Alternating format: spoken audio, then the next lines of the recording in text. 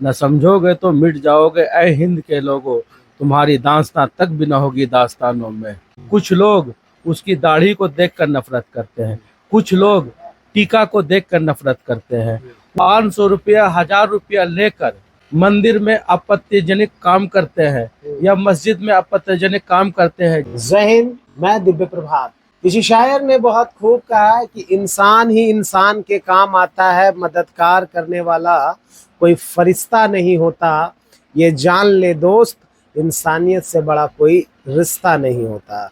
तो गुड्डू फर्नीचर के जो फाउंडर हैं, वो मालिक हैं, उन्होंने कहा कि हम अगर इंसानियत को आगे बढ़ाने के लिए तो मेरा कदम सबसे पहले होगा। तो आज हम उनसे रूबरू होंगे, उनसे बात करने के लिए, उनके जज्बात को समझने के लिए, उनके अंदाज को जानने के लिए कि आखिर उनके दिल में इस भारत और यहाँ की आवाम को लेकर की क्या सोच रखते हैं। तो बहुत बहुत स्वागत है गुड्डू जी आपका। जी जी, आपका भी बहुत बहुत स्वागत है। एक शेर से बात को शुरू करना चाहता हूँ। तो शेर ये है कि न समझोगे तो मिट जाओगे ऐ हिंद के लोगों, न समझोगे तो मिट जाओगे ऐ हिंद के लोगों, तुम्हारी दास्तां तक भी न होगी दास्तानों में। अभी का जो भारत है, जिसके बारे में हमें और आपको बताने की ज़रूरत नहीं है।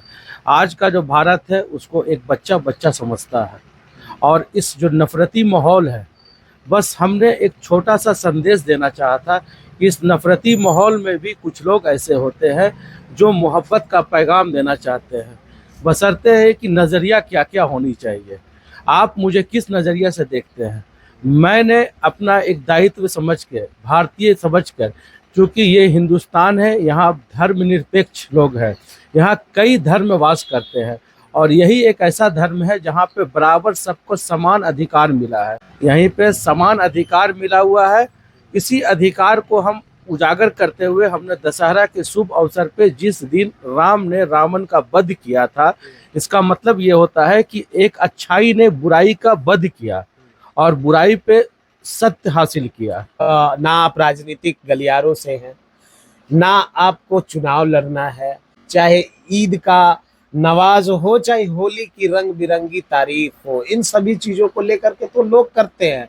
हिंदुओं का त्योहार मुस्लिम बड़े गौर से उठाते हैं, जैसे बहुत सारी जगह में तजिया जो हिंदू ही बनाते हैं। बिल्कुल सही है ना। होली का मिलन समारोह मुस्लिम भी कर लेते हैं। लेकिन आपने जब बात नफरत की तो किस नफरत से आप वास्तव बताना चाह रहे हैं? मैं उस नफरत से बात की जहाँ पे कुछ लोग किसी का कपड़ा देखकर उससे नफरत करते हैं, कुछ लोग उसकी दाढ़ी को देखकर नफरत करते हैं, कुछ लोग टीका को देखकर नफरत करते हैं। उस जगह उन लोगों को मैं संदेश देना चाह रहा था जो लोग पगड़ी देखकर नफरत करते हैं। मैं उस नफरत की बात कर रहा हूँ। मैं उस नफरत की बात कर रहा हूँ जो कुछ लोग 500 रुपया 1000 रुपया लेकर, समझे, मंदिर में आपत्तिजनक काम करते हैं या मस्जिद में आपत्तिजनक काम करते हैं, जिससे भारत का जो सौहार्द है, भारत को जो आपसी विचारधारा है, उस पर खतरा मंडराता है। मैं उन लोगों की बात कर रहा हूँ जो कभी भी भारत को एक नहीं देखना चाहते हैं। वो चाहते हैं कि भारत टुकड़ों में हो जाए, टुकड़े हो जाए। मैं उसी टुकड़े टुकड़े गैंग को ये संदेश देना चाहता था कि देखिए, भारत टुकड़े टुकड़े कभी नहीं हो सकता है, क्योंकि इसमें भी बहुत सारे लोग ऐसे हैं। जिस तरह से कहा गया है कि पूरी दुनिया तब तक विनाश नहीं हो सकती जब तक कुछ अच्छे लोग बचे हुए हैं, ठीक है ना। तो उसी तरह से भारत विनाश नहीं हो सकता जब तक भारत में कुछ अच्छे लोग हैं। और ये कहने की बात नहीं है, ये प्रमाणित है। और हमारे जैसे, हम कोई बहुत बड़े ये नहीं है, हमारे जैसे भारत में लाखों करोड़ों लोग ऐसे हैं जो भारत के प्रति जान निछावर देने के लिए तैयार है। ये पानी क्या चीज़ है, लोग खून बहाने के लिए तैयार है, बशर्ते ये है कि उनको मौका तो मिले, कम से कम मौका। और जहाँ मौका मिलता है हम उस तिरंगे की खातिर कुछ भी कर सकते हैं। हमारा इतिहास गवाह है। हमारे इतिहास को देखना है तो चले जाइए इंडिया गेट के जहाँ पे नाम का लिस्ट पड़ा हुआ, वहाँ जाके देख लीजिए। आप तो राजनेता वाला बात नहीं, बात मैं बता रहा हूँ राजनीति वाले। मैं देखिए, मुझे बहुत ये लगता है कि जब एक दूसरे को नाम से लोग पहचानते हैं, मैं चाहता हूँ कि हम लोग एक दूसरे को भारतीय की नज़र से देखें। भारतीय, हाँ, भारतीय की नज़र, मैं उस पर चर्चा करना चाहता था, मैं उसका संदेश देना चाहता था। इसीलिए मैंने उस दिन भी लिखा, एक संदेश दिया था कि नफरत के बाजार में मोहब्बत की दुकान। इसीलिए मैं संदेश दिया था ताकि कुछ तो नफरत कम हो। अरे किसी को तो लगे, जैसे मान ये ले कौन सा नफरत की बात है? जो नफरत दिखाई देता है, कैसा? अगर मान लिया किसी प्रकार का कोई घटना होता है छोटा मोटा, कि भाई तो पहले पूछा जाता है कि आप किस जात के हैं, ठीक है। अभी कुछ दिन पहले नवादा जिला में एक घटना हुई, मुर्गी या बकरी पे कुछ चढ़ गया तो उसको जात के आधार पे उसको दुर्घटना हो गया। उसी तरह के इखलाक का हुआ, जाति के आधार पे न हुआ, उसको सामूहिक मॉब लिंचिंग। क्या है ये? नफरत का एक उदाहरण है मॉब लिंचिंग। पूरे भारत में बोलने की जरूरत है ये, समझे? वो तो खुली हुई है। तो इसी को कम करने की मैं एक प्रयास किया ताकि लोग भाईचारा समझे, मोहब्बत जागे, और कुछ नहीं। बात आप मॉब लिंचिंग की कर रहे हैं, बात आप नफरती चीजों की। जो सबसे बड़ी चीज है कि आखिर इस हिंदुस्तान में हिंदू और मुस्लिम को ही लेकर के क्यों लड़ाई होती है? हिंदू सिख नहीं होता है, हिंदू क्रिश्चियन नहीं होता, हिंदू मुस्लिम क्यों? ये बहुत अच्छा सवाल किया है। असल में ये जो हिंदू मुस्लिम का जो मसला है, ये मसला ये अंग्रेजों का एक देन है, अच्छा जी। समझे। उसने एक जहर बो के चला गया। इस जो हमारी भारत जो सोने की चिड़िया थी, उस सोने की चिड़िया को बिगाड़ कर चला गया, और जिस तरह से दो वर्ड दे के चला गया, एक की थोड़ी सी गलती हो तो सॉरी बोलिए, ये अंग्रेजों की देन है। और दूसरा जो हिंदू मुस्लिम का जहर है, ये आज का नहीं है, ये अंग्रेजों का देन है। इसी हिंदू मुस्लिम के जहर के आधार पे भारत से अलग हो गया पाकिस्तान, भारत से अलग हो गया अफगानिस्तान, भारत से अलग हो गया बांग्लादेश, समझ। इसी जहर का असर है ये। अच्छा, तो ये जहर आखिर कब तक? तो कैसे इसे खत्म करना चाहिए? देखिए, खत्म कोई भी चीज को करना नामुमकिन है, ठीक है ना, लेकिन एक प्रयास किया जा सकता है। कहा जाता है कि प्रयास से कुछ भी हो सकता है। आप एक रस्सी और एक पत्थर का तुलना कीजिएगा तो हमेशा मजबूती में पत्थर आता है, लेकिन एक समय ऐसा आता है कि एक रस्सी भी पत्थर को काट सकता है। तो फिर प्रयास करने में क्या जाता है? मतलब आप इस नफरत के दौर में मोहब्बत का शरबत पिलाना चाह रहे हैं? सुनिए सर, हमारा भारत जो है मोहब्बत का मिसाल है। जब मोहब्बत की एक मोहब्बत को जिंदा रखने के लिए शाहजहां ने ताजमहल बना दिया, जबकि वो एक राजा था, तो चलो भाई ताजमहल बना दिया, लेकिन हमारे ही इलाका, हमारे ही कुछ नहीं रहते भर में भी वो पहाड़ तोड़ दिया। तो वो भी एक मोहब्बत का मिसाल है। तो हम तो मानते हैं कि शाहजहां से ज्यादा मोहब्बत दशरथ मांझी का है। अपने अपना तुलना है, नहीं समझे। वो राजा के आधार पे ताजमहल बनाया, तो मैं वही तो बता रहा हूँ। और वो था, वो भी हम पैसा की बात नहीं कर रहे हैं, पैसा नहीं कर रहे हैं, पैसा नहीं चल रहा है। मोहब्बत की। गुड्डू जी, दोनों मैं क्या तरह की रहा बात ना है। कि मोहब्बत के याद में उनको याद में बना दिए। हाँ, उनके पास पैसा था, उन्होंने ताजमहल बना दिया। वो बनाए नहीं, उनके मैं बनवा लिए, बनवा लिए।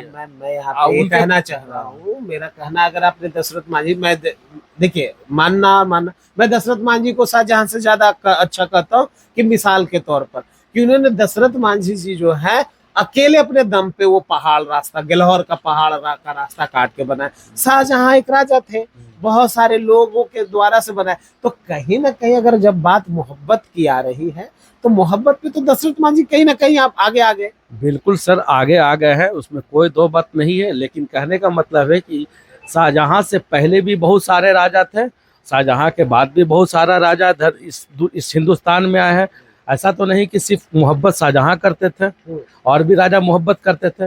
तो सब राजा अपना अपना प्रतिमा बना लेते। अगर दौलत से ही बन जाती तो दौलत बड़ी चीज होती है, इच्छा होती है, आप अंदर की जो ताकत होती है कि हमको कुछ करना है, तो उससे कोई मिसाल खड़ी होती है, समझे। वो दौलत के आधार पे ताजमहल बना दिए हैं दशरथ मांझी, छेनी हथौड़ी के बल पे पहाड़ काट दिए।